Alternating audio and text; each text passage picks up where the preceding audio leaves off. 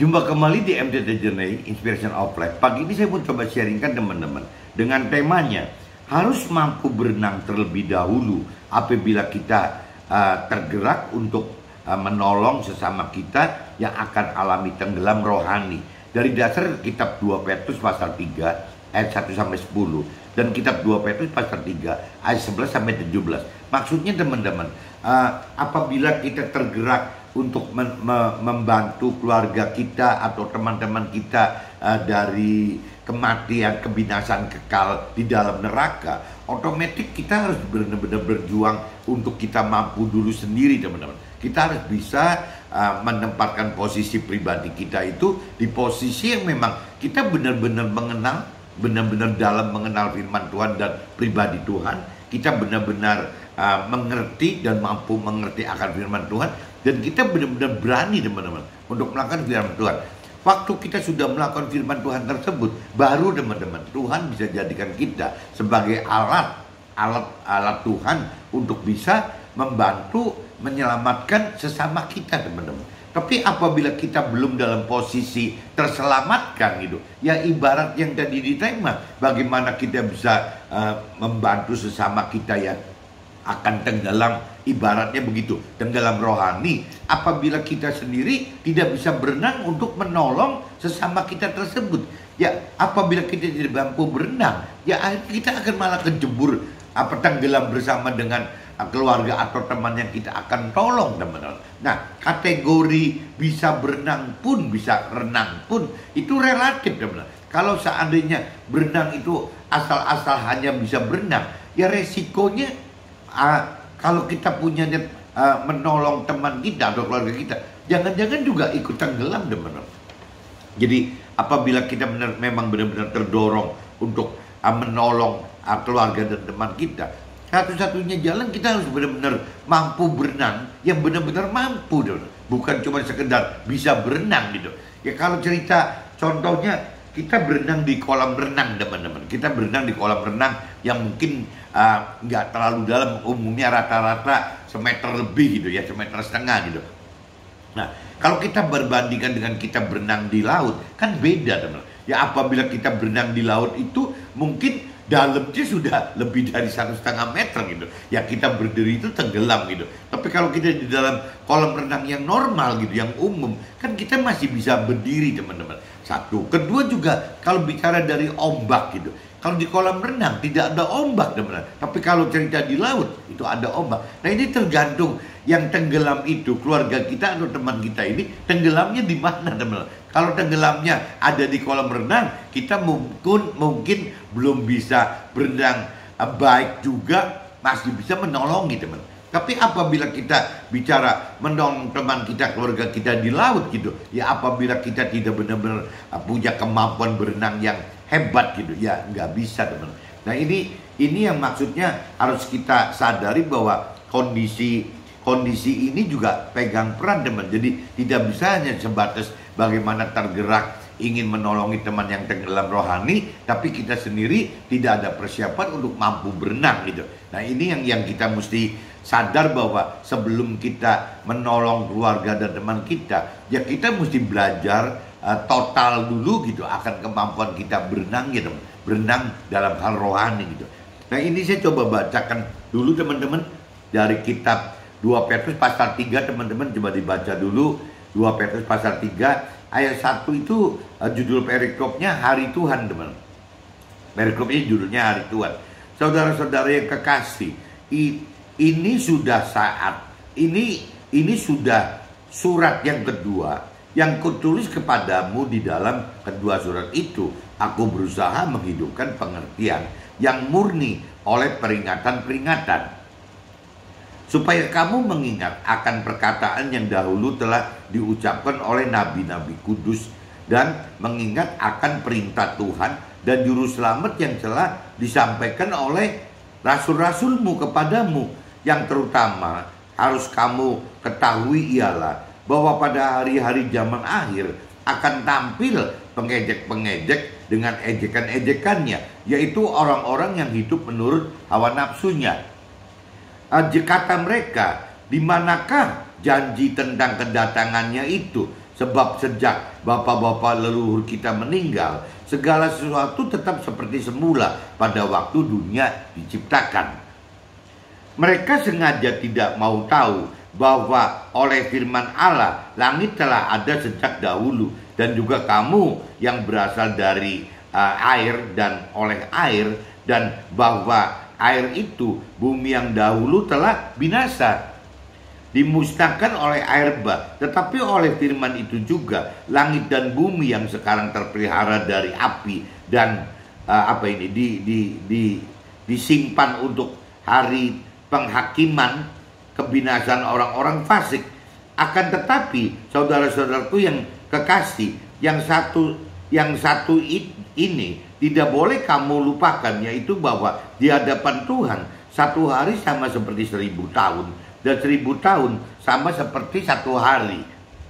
Tuhan tidak lalai menepati janjinya, sekalipun ada orang yang menganggapnya sebagai kelalaian. Tetapi ia sabar terhadap kamu, karena ia menghendaki supaya jangan ada yang binasa, melainkan supaya semua orang berbalik dan bertobat. Tetapi hari Tuhan akan tiba seperti pencuri. Pada hari itu langit akan lenyap dengan gemuruh yang dahsyat, dan unsur-unsur dunia akan hangus dalam nyala api.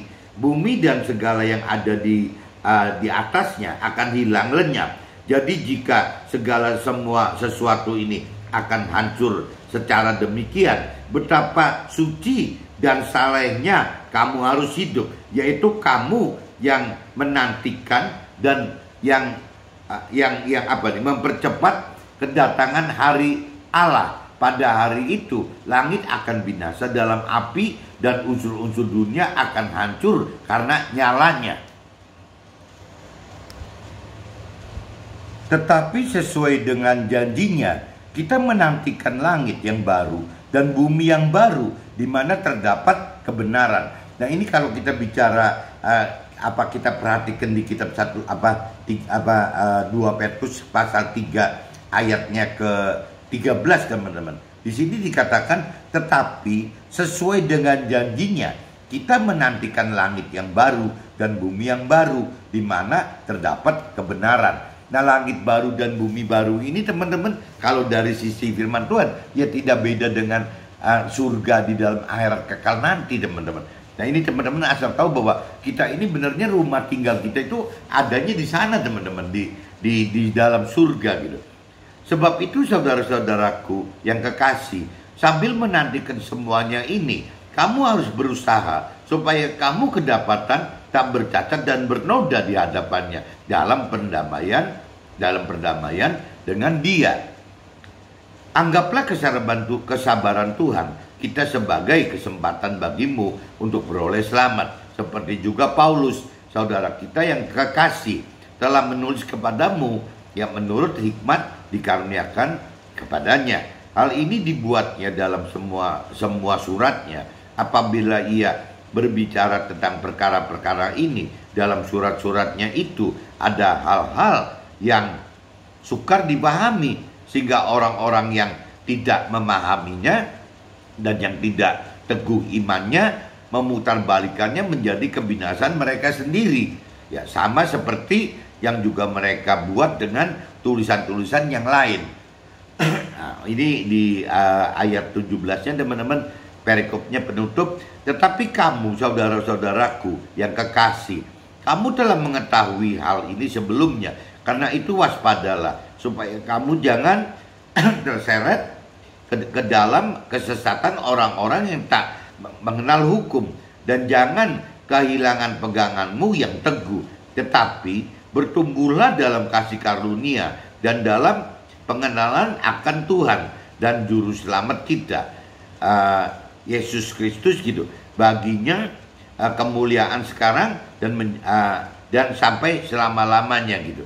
Nah, ini sudah dibacakan, teman-teman, dari cerita hari Tuhan itu, maksudnya seperti itu. Jadi intinya, teman-teman, kalau kita simak di ayat-ayat 14 dan 15, teman-teman, sebab itu saudara-saudaraku yang kekasih, sambil menantikan semuanya ini, kamu harus berusaha arti kata kamu itu kan kitanya, kita sendiri teman. Kamu, kita sendiri harus berusaha supaya kita kedapatan tak bercacat dan berroda di hadapannya dalam pendamaian dengan Tuhan Allah, dalam jalan-jalan firman Tuhan Allah, teman-teman. Ini saya coba sudah bacakan di 2 Petrus pasal 3, teman-teman, ayat 1 sampai ke 18, teman-teman, apa 17, 18 ya. Nah, ini saya coba masuk ke dalam draft aja, teman-teman, supaya bisa dijelaskan lebih jelas gitu. Kitab 2 Petrus pasal 3 ayat 1 sampai 4. Dunia yang sedang berkembang menuju modern akan semakin membuat manusia tidak peduli hal-hal rohani, tidak tahu jika manusia adalah makhluk yang Tuhan ciptakan khusus karena memiliki unsur tubuh dan jiwa serta roh, dan unsur roh yang buktikan bahwa rumah tetap manusia adalah di akhirat. Tapi manusia tidak percaya, bahkan mengejek hal-hal rohani. Nah, ini kalau dari pengalaman saya pribadi, teman-teman, saya hidup itu dalam keluarga besar yang saya jadi menikmati hidup itu dari mulai generasi kakek nenek saya. Kalau kakek saya tidak menikmati, teman. Tapi kalau generasi nenek saya, waktu itu saya masih bisa menikmati, masih bisa ngobrol, masih bisa diarahkan gitu, masih bisa guyonan, masih bisa bermanja-manja gitu. Jadi generasi nenek itu saya masih nikmatin, masih alamin, dan berlanjut ke generasi ayah dan ibu saya gitu. Ayah nenek dari ayah gitu ya. Jadi ada generasi nenek, ada generasi ayah. Kalau saya perhatikan dari mulai generasi nenek ke atas, teman-teman, itu kan nenek itu kan asli orang Tiongkok gitu. Jadi masih dari asli dari sana. Saya percaya kalau bicara dari generasi nenek ke atas gitu, ya rasanya tetap mereka hanya bicara adat istiadat dan tradisi, karena pada umumnya seperti itu, teman-teman. Tidak ada pegangan yang langsung, ada firman Tuhan Allahnya yang langsung dengan Tuhan Allahnya gitu. Jadi tradisi dan tradisi dan adat istiadat nenek saya itu seperti adat istiadat tradisi yang ada di Tiongkok itu, teman-teman. Jadi nenek cuma meneruskan aja. Nah, kalau saya perhatikan, teman-teman, hidup nenek itu sampai umur 80 lebih gitu. Kan generasi nenek selanjutnya kan berarti generasi dari ayah saya dan paman-paman saya, teman-teman. Nah, ini kalau saya pelajari juga, teman-teman, rasanya dari mulai generasi nenek ke generasi ke ayah saya dan paman-paman saya, tidak ada, teman, tidak ada pengertian akan hidup itu harus benar-benar mengandalkan, bersandar kepada Tuhan Allah dan kepada firman Tuhan, juga tidak, teman. Jadi ayah dan paman itu sebagai generasi kedua di Indonesia gitu, ya tetap melakukan hal yang sama, teman. Tetap adat istiadat dan tradisi. Semua, rata-rata semua gitu. Jadi hampir semua paman saya dan ayah saya itu semua tidak menganut tidak ada pegangan firman Tuhan Allah maupun tidak pegangan Tuhan Allah. Jadi mereka semua, baik nenek saya maupun generasi ayah dan paman saya, tetap kena generasi yang seperti nenek saya, teman-teman, pegang tradisi dan adat istiadat saja gitu. Nah, yang lucu, teman, waktu berlanjut lagi ke generasi saya gitu, generasi berkan generasi ketiga, teman, generasi ketiga dari nenek ya. Nenek kita anggap generasi pertama, kedua berarti generasinya ayah dan paman-paman saya, dan generasi ketiganya saya, teman. Nah, di dalam generasi ketiga, teman, kalau saya pelajarin juga mayoritas, teman, tetap aja, teman, tetap aja masih pegang ya adat istiadat dan tradisi gitu. Nah, ada gitu beberapa yang di generasi saya itu yang pegang Tuhan Allah dan firman Tuhan Allah, tapi juga tetap ya cuma dalam kategori orang-orang yang berkeyakinan, teman. Orang berkeyakinan itu orang yang sudah secara simbolis, secara formalitas terima Tuhan Allah, terima firman Tuhan Allah, tetapi dalam realita kehidupan sehari-hari tidak beda dengan orang dunia, teman. Orang yang hanya melakukan adat istiadat dan tradisi gitu. Saya kategorikan itu orang dunia gitu.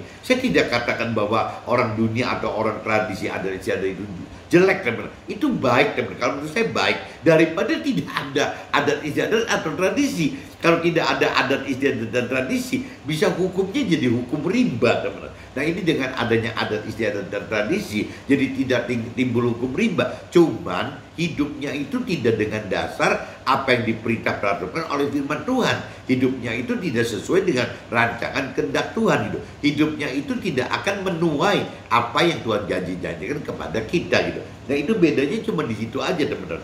Jadi kalau yang saya rasakan itu generasi dari zamannya nenek yang masuk ke dalam generasinya ayah saya dan paman-paman saya, lanjut lagi ke generasi ketiganya, berarti generasi saya gitu, dengan apa, jadi kakak adik sepupu saya gitu. Ya rasanya tetap gak ada perubahan apa-apa, teman-teman. Majority itu ya masih bicara dengan adat istiadat dan tradisi.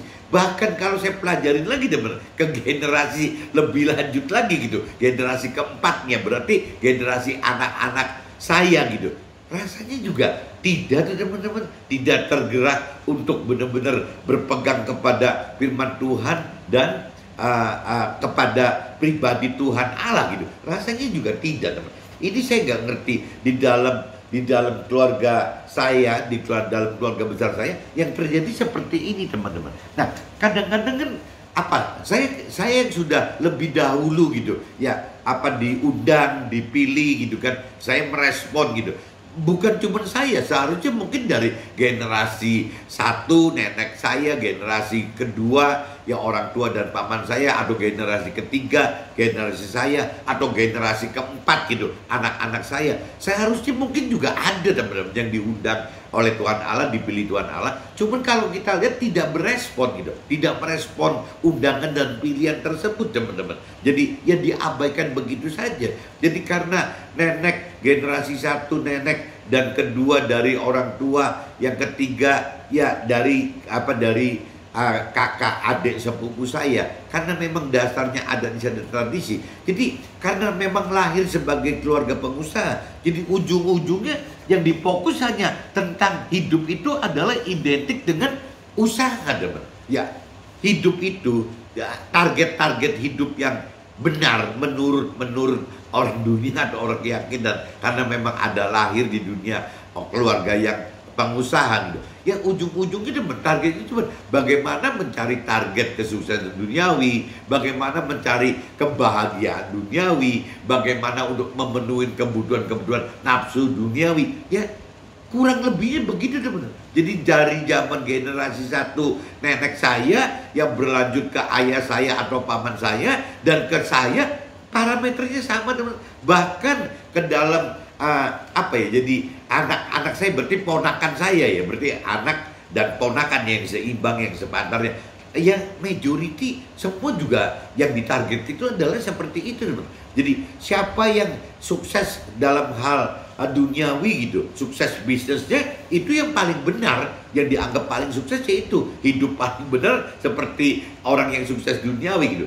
Hidup yang paling benar adalah orang yang bisa seolah-olah kehidupan keluarganya bahagia gitu. Bahagia itu ukurannya gampang, teman. Tiap ada liburan setahun 2 kali ya keluar negeri, bawa keluarganya, bawa kalau perlu babysitternya gitu, bawa saudara-saudaranya gitu. Ya itu parameternya itu, teman-teman. Nah begitupun juga hal-hal pemenuhan nafsu duniawinya, yang misalnya bagaimana berkendaraan, bagaimana rumahnya, bagaimana makannya, bagaimana ini itunya, teman-teman. Semua itu diukur dari hal-hal duniawi. Itu yang apa ya, kalau saya makin mendalami pengenalan pengertian akan firman Tuhan, ini kok jadi akhirnya mayoritas keluarga saya ini kok tidak seperti apa yang dikatakan oleh firman Tuhan, teman. Tidak melakukan apa yang diperintahkan oleh firman Tuhan. Nah, otomatis kan saya tergerak, teman. Bagaimana saya bisa bukan cuma menjadi alat terhadap sesama. Karena sesama itu benar-benar kalau buat saya itu menantang gitu. Bukan sesama dalam arti kata di masyarakat luas, bukan sesama dalam arti kata di komunitas saya, tapi sesama itu di dalam keluarga besar saya aja sudah begitu, teman-teman. Itu cerita keluarga besar itu kan parameternya berarti kan paman-paman, bibi-bibi, dan ponakan-ponakan kali ya. Kan kurang lebih begitu. Kurang lebih seperti itu. kakak sepupu mungkin kalau cerita itu seperti itu. Nah, kalau cerita bicara lebih ke dalam lagi teman-teman, berarti keluarga besar itu mengecil menjadi keluarga kecil.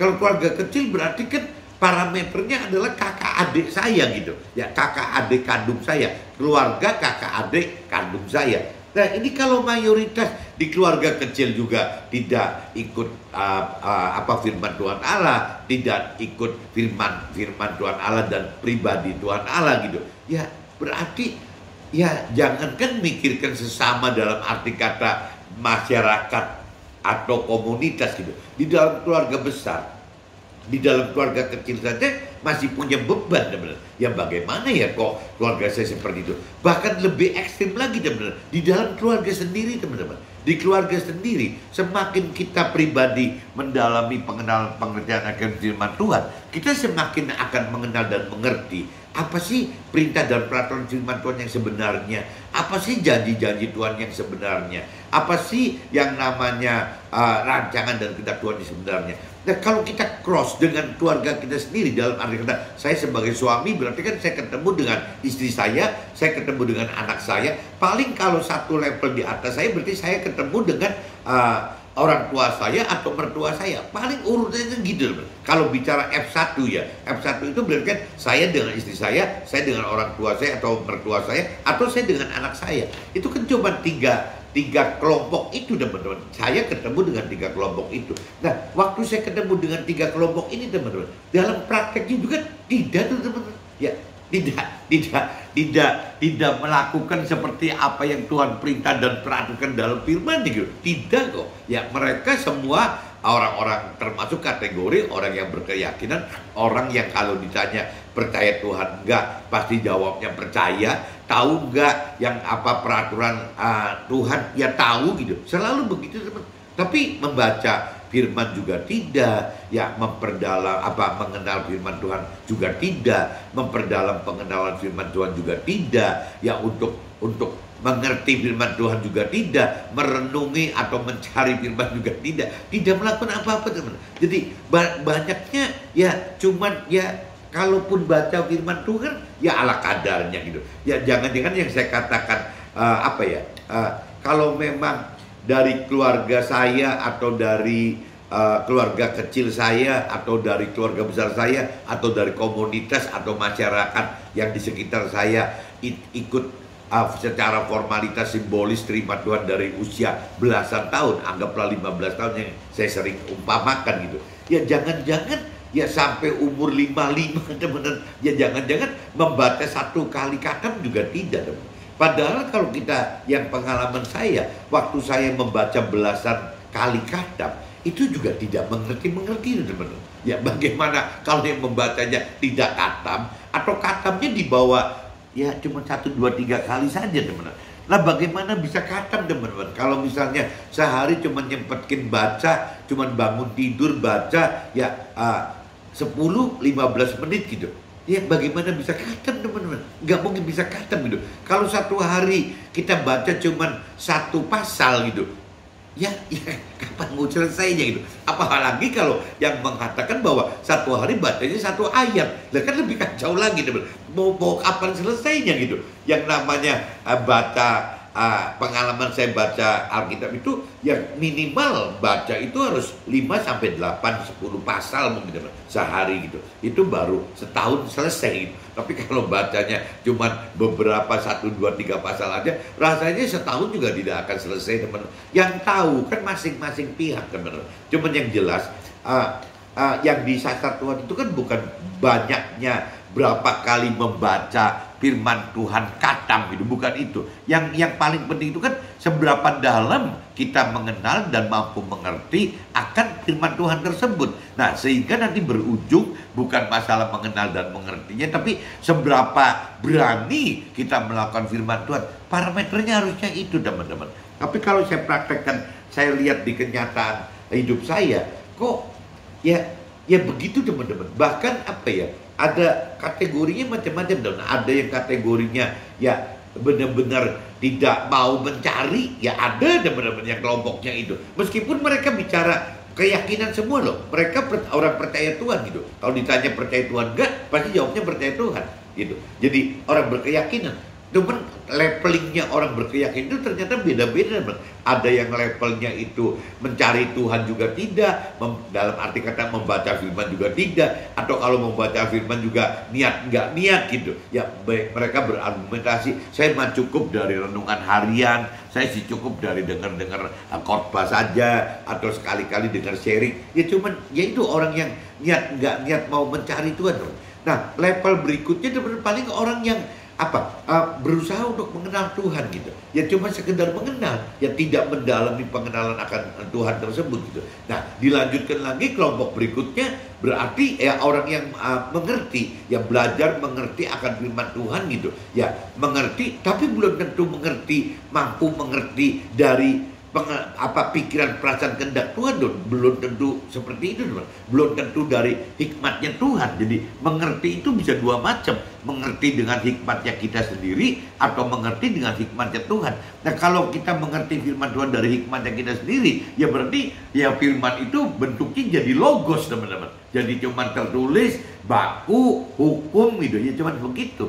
Ya mestinya kan kalau kita mengerti firman Tuhan itu kan dari sisi hikmatnya Tuhan, dari pikiran perasaan kehendak Tuhan, dari jiwanya Tuhan, sehingga nanti firman itu menjadi logos, teman-teman. Nah, untuk bisa mampu mengerti firman Tuhan, untuk bisa lebih dalam mengenal firman Tuhan, untuk berani melakukan firman Tuhan katakan, ya kita harus menghidupkan roh Tuhan, teman-teman. Tanpa menghidupkan roh Tuhan, kita tidak akan mampu lebih dalam mengenal firman Tuhan.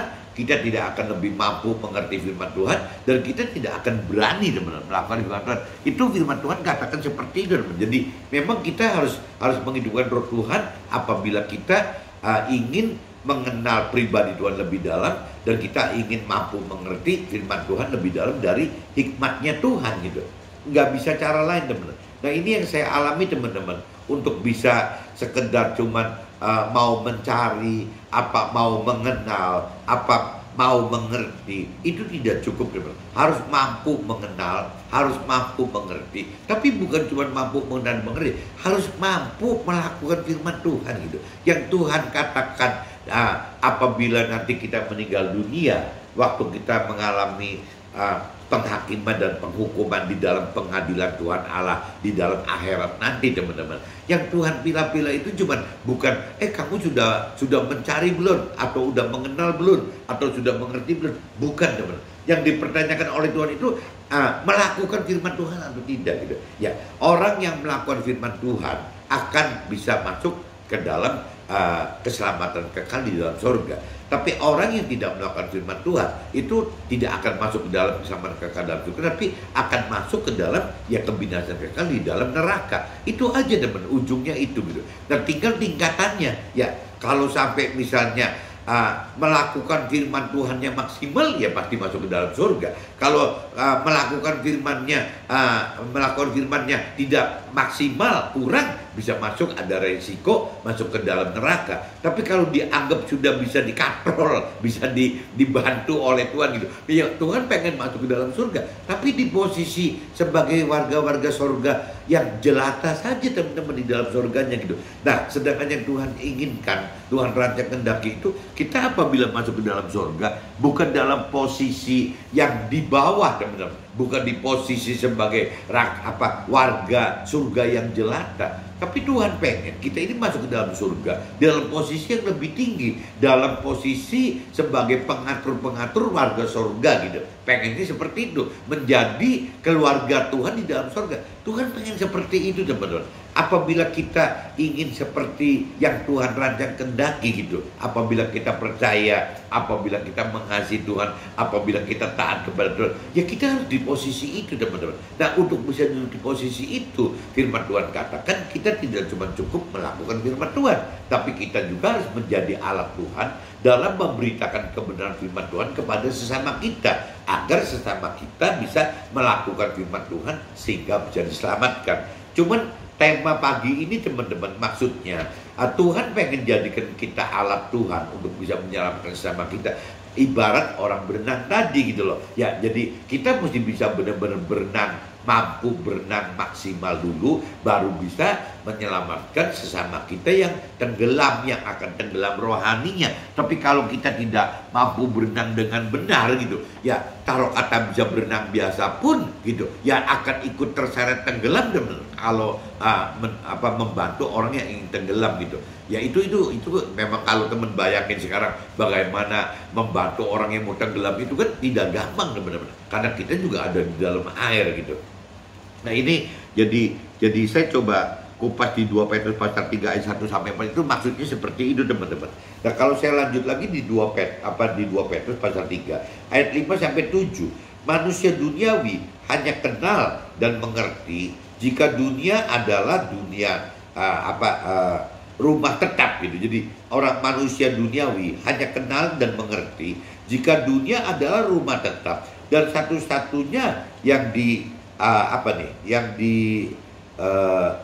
dijadikan gitu ya, dijadikan target kehidupan sampai akhir hayatnya gitu.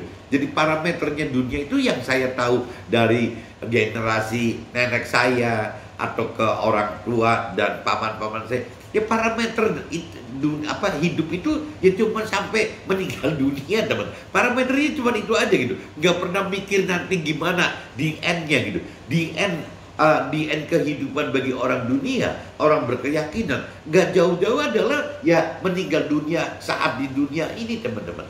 Padahal kalau kita bicara lebih mengenal mengerti akan firman Tuhan, bahwa di end di dunia ini adalah ya beginning, ya permulaan dari kehidupan di akhirat yang kekal teman-teman.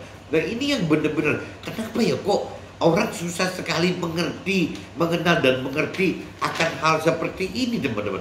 Ini yang kadang-kadang bikin greget gitu. Tapi ya gimana cara menjelaskannya, bagaimana gitu. Kan mestinya ini kan ada fungsi-fungsi mentor rohani dan rohaniawan yang mestinya mengajarkan hal-hal seperti ini gitu teman. Tapi susah gitu. Apakah memang mentor rohaniawan cuma sebatas mengajar teori saja teman-teman? Memang di firman Tuhan katakan begitu. Lebih lanjutnya Tuhan sudah sediakan mentor rohaniawan yang benar-benar pribadi kita masing-masing, yaitu ya roh Tuhan, roh kudus, atau mungkin teman-teman di Muslim katakan ya nur gitu, yaitu yang menjadi pengajar kita, penuntun kita, pembimbing kita, penghibur kita, penguat kita gitu ya, untuk bisa benar-benar lebih mengenal mengerti akan firman Tuhan teman-teman, dan bahkan sampai praktek melakukan firman Tuhan ya karena roh Tuhan tadi yang bisa membantu tadi teman-teman.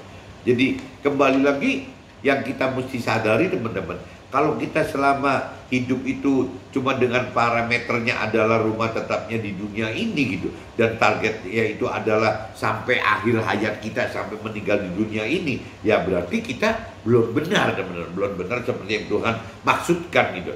Mereka tidak kenal dan tidak mengerti jika dunia adalah hanya tempat proses persiapan untuk pindah ke rumah tetap di akhirat kekal di dalam surga atau neraka. Nah ini mereka tidak ngerti ini teman-teman. Nah ini yang harus teman-teman dan keluarga saya mesti sadari, bahwa dunia ini adalah rumah sementara kita, rumah fana kita gitu. Nah khususnya orang yang berkeyakinan harus tahu itu. Kalau memang kita percaya Tuhan, kita mengasihi Tuhan, kita taat kepada Tuhan gitu ya, bahwa ya kita harus tahu bahwa yang namanya dunia ini adalah cuma sementara aja, bakal kita tinggalin benar. Jadi kenapa kita kok hidup hanya all out untuk dunia saja gitu? Kenapa 100% hidup kita hanya untuk dunia saja? Kenapa kok cuma anggaplah 10% gitu ya, hidup kita hanya untuk yang urusan rohani gitu, yang selebihnya 90% jangan-jangan urusan duniawi. Saya pernah persepsikan kan ya, waktu dalam hal diukur dari waktu aja, dari jam gitu. Kalau sehari 24 jam, berapa jam sih yang kita pakai untuk kepentingan duniawi gitu, dan berapa jam yang dipakai untuk kepentingan rohani. Kalau kita bicara 24 jam, apakah memang kita dalam 24 jam ada gitu 10% untuk rohani? Kalau 10% untuk rohani kan berarti 2,4 jam teman-teman.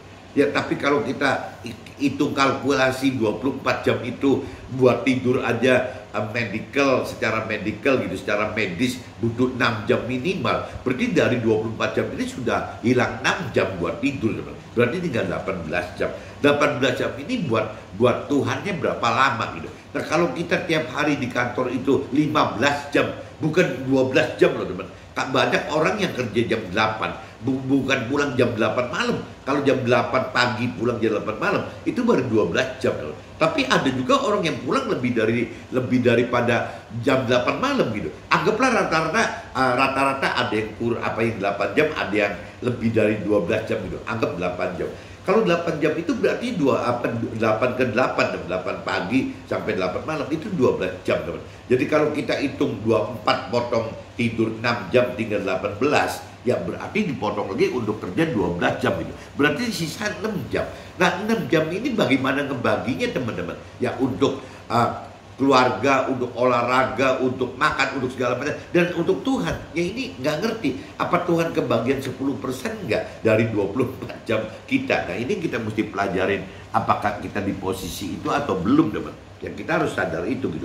Nah kalau kita tahu bahwa dunia itu adalah rumah sementara kita, ya kenapa kita habiskan di dunia terlalu banyak teman-teman. Jadi buat tidurnya 6 jam, buat kerjanya 12 jam, berarti sudah 18 jam, tinggal sisa 6 jam. 6 jam jangan-jangan buat keluarga, ya buat tamu, entertain tamu gitu. Ya lama-lama tinggal sisa buat olahraga juga. Jangan-jangan buat Tuhannya sehari cuma 1 jam. Jangan-jangan tidak ada gitu. Nah ini yang kita mesti koreksi diri teman.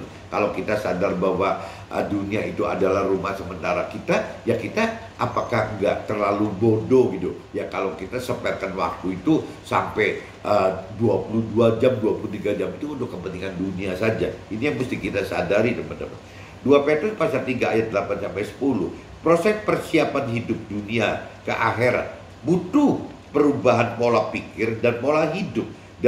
Dari pola duniawi menjadi pola rohani sesuai dengan firman Tuhan dan arahan dari roh Tuhan. Bukan firman Tuhan saja yang diarahkan oleh jiwa kita, tapi diarahkan oleh jiwanya Tuhan, oleh roh Tuhan teman-teman, sehingga menjadi rema gitu, bukan logos. Sehingga butuh waktu proses gitu. Sedangkan umur manusia tidak ada yang tahu gitu ya, kapan kita meninggal dunia kan kita tidak tahu. Tapi firman Tuhan katakan, dan standar firman Tuhan itu umur 70-80 tahun. Kalaupun maksimal ya 120 tahunan gitu. Itu maksimalnya teman-teman. Kita tidak dapat tunda-tunda waktu kita karena umur kita ada di end-nya, ada akhirnya. Gak bisa umur kita di dunia ini kekal sehingga kita belajarnya nanti aja. Kan gak bisa teman. Di dunia ini ya ada batas waktu, firman Tuhan katakan 70-80, ya paling maksimalnya 120 tahun. Nah kalau kita yang tadi dikatakan sampai umur 55 masih belum habis membaca satu putaran kitab suci kita gitu, entah itu Al-Quran atau Alkitab gitu ya, atau kitab suci yang lain gitu. Kalau kita satu kata pun tidak, nah bagaimana teman-teman sisa waktu kita ya dari 55, kalau anggaplah 55 rata-rata orang pensiun gitu, belum membaca firman Tuhan lebih dalam. Bahkan yang tadi saya katakan, kalaupun kita baca beberapa kali, belasan kali pun belum tentu kita mengerti dengan benar kok apa yang dimaksud dengan Tuhan, belum tentu sesuai dengan apa yang kita maksud gitu. Jadi ini yang butuh waktu untuk proses mengerti akan firman Tuhan, itu lama teman-teman. Nah ini yang dikatakan kalau sampai 55 kita belum mengerti akan firman Tuhan gitu. Nah sisa waktu hidup kita kalau kita anggap 70, berarti tinggal sisa 15 tahun teman. Apa kita yakin 15 tahun keburu gitu? Kalau umur 55, kalau sekarang kita udah umur 60, ya kalau kita udah umur 65, ya kalau kita umurnya 70, lah gimana gitu. Nah, waktunya kan terlalu bahaya teman, apabila kita tunda-tunda terus teman. 2 Petrus pasal 3 ayat 11 sampai 13. Jika kita percaya Tuhan, maka kita harus percaya jika dunia ini fana dan akan hancur. Nah, kalau zaman dulu kan hancur oleh air bah gitu, waktu zamannya Nabi Nuh kan. Nah, tinggal kita percaya atau enggak gitu. Tapi kalau bicara firman Tuhan katakan sekarang, hancurnya itu bukan karena air teman, hancur karena api. Rasanya lebih sulit lagi sembunyi teman. Air aja udah susah gitu, ya masih bisa ngumpet di dalam kapal bahteranya Nabi Nuh gitu. Tapi kalau bicara api teman, ya jangan-jangan bahteranya juga kebakar. Satu-satunya mesti balik proses mesti masuk ke dalam akhirat dulu teman-teman, baru bisa selamat gitu. Nah akhiratnya ya jangan sampai masuk neraka, nanti kebakar juga teman-teman. Ya masuknya ke dalam surga gitu. Jadi di sini dikatakan bahwa yang akan datang itu, dunia itu akan hancur oleh api, tetapi bagi yang percaya Tuhan menantikan di langit baru dan bumi baru, yakni di dalam surga, di akhirat yang kekal. Yaitu tadi jadi bukan di Bahtera yang Nabi Nuh bangun gitu, tapi ya Tuhan nantikan kita di langit baru, bumi baru, jadi dalam surga yang kekal tadi teman-teman. Kita harus di posisi itu gitu.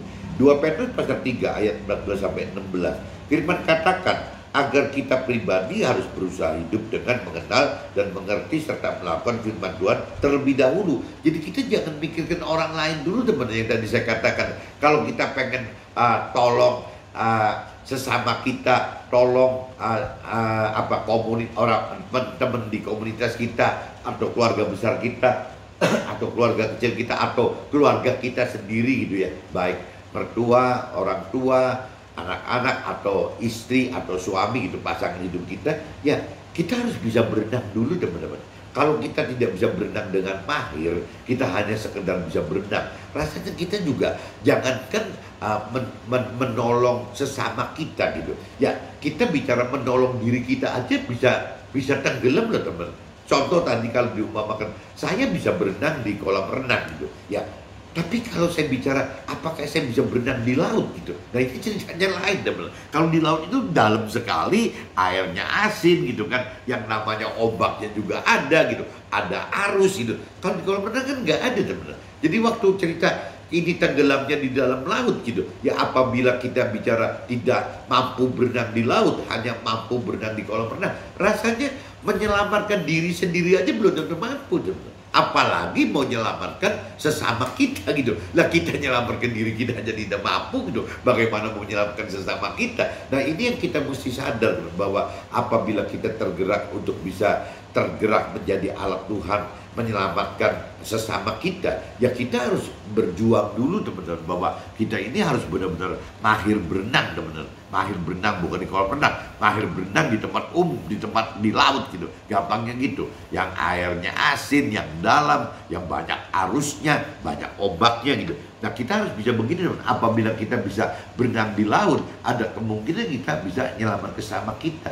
Yaitu kembali lagi kalau dari bahasa firman Tuhannya, ya kita harus menjadi pelaku firman Tuhan dulu teman-teman, dengan menghadapi segala macam permasalahan gitu. Itu kita harus berani hadapi itu dulu. Nah setelah kita udah benar mahir dalam hal rohani, mungkin kita baru teman-teman, kita melakukan firman Tuhan dan kita bisa menjadi alat Tuhan ya dalam menyelamatkan ya sesama kita itu teman-teman. Kalau tidak mungkin. Jadi Tuhan katakan di firman Tuhan, ya kita harus berusaha sendiri teman-teman. Jangan cuma ngelihat orang lain aja, kita sendiri harus apa gitu. Ya jangan kita menilai orang lain terus, ya kita praktekin sendiri gitu loh. Bukan kita cuma sekedar mempelajari firman Tuhan, mempelajari orang-orang lain di sekitar kita, ini kurangnya itu. Lah kita sendiri bagaimana gitu. Itu yang Tuhan katakan di kitab 2 Petrus pasal 3 ayat 14 sampai 16, maksudnya gitu teman-teman.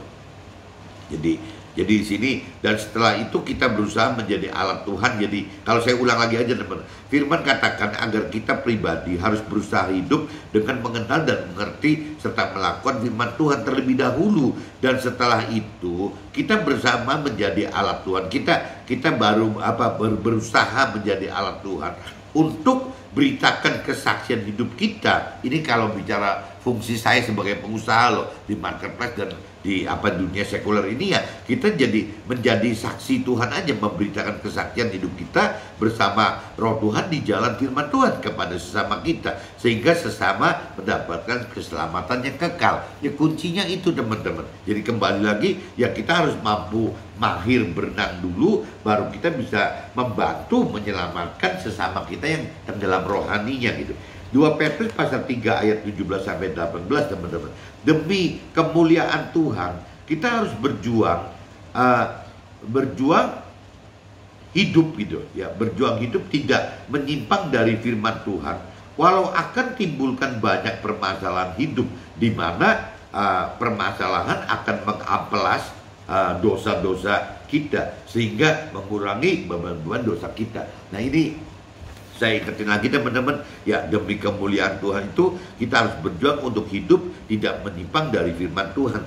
Nah, waktu kita hidup tidak menyimpang dari firman Tuhan, teman-teman, ini mulai banyak permasalahan yang timbul karena waktu kita tidak menyimpang, kita melakukan firman Tuhan itu ya oleh dunia, oleh orang berkeyakinan gitu, dianggap hal yang tidak wajar, teman-teman. Kita waktu melakukan firman Tuhan itu kebanyakan dianggap tidak wajar gitu, bahkan dianggap kebodohan.